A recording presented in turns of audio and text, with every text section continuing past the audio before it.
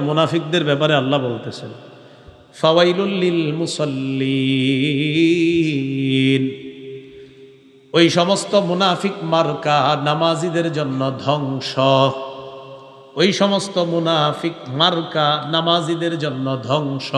বলেন ওয়াইল, বলেন ওয়াইল অর্থ ধ্বংস। ওয়াইল অর্থ কি? ওয়াইল জাহান্নামের একটা এলাকার নামও ওয়াইল।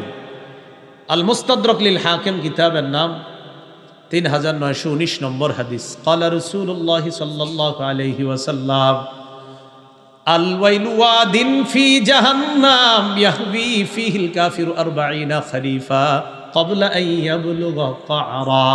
নবী বলেন ওয়াইল হলো জাহান্নামের একটা এলাকার নাম।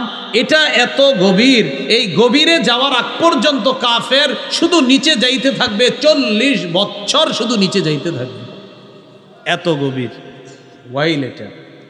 ফাওয়াইলুল লিল মুসাল্লিন, মুনাফিক মার্কা নামাজিদের জন্য ধ্বংস। আল্লাযীনা হুম আন সালাতিহিম সাহুন, যারা নামাজে অলসতা করে। বলেন সবাই, যারা নামাজে কি করে?